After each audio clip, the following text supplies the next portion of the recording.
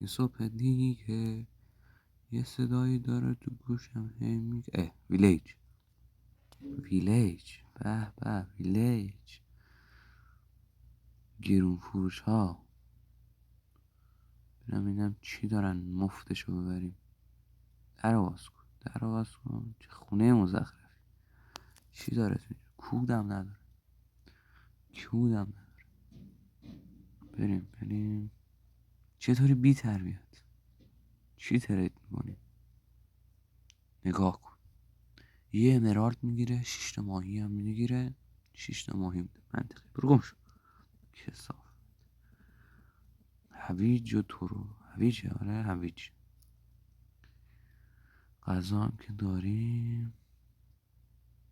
به به به به این چند فروش گرون فروش.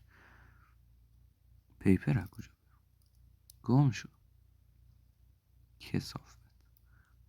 همتون گرون فروشین همتون با این خونه های مزخرفتون. داداش وایسا. میگم اینجا آرمور فروشی نمیدونی کجاست؟ نمیدونی. هی آرمور فروشی آرمور میخوام. همش یه دونه آرمور دارم. اون چیه؟ آرمور اونا؟ جان آرمور باشه. سلام داداش، آرموراتو چند میدی؟ آرموراتو حرف نمیزنی؟ حرف بزنی.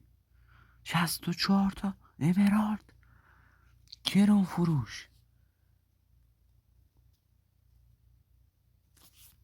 بخرم نخرم؟ میخرم. بیا اینم امرالدات.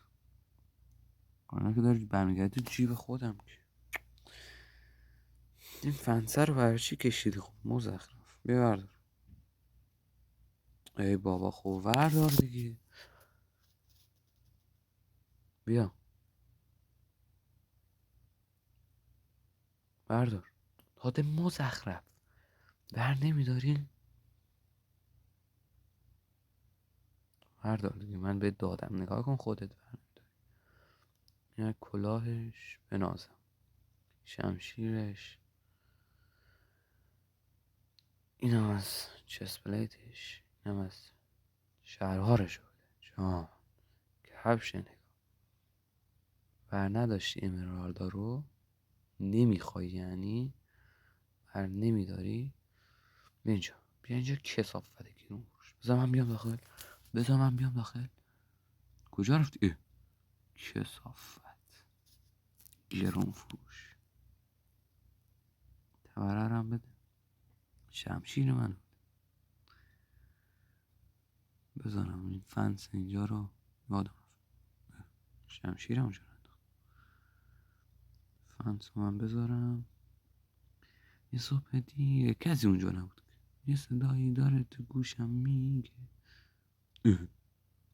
وات. روزگار بدی.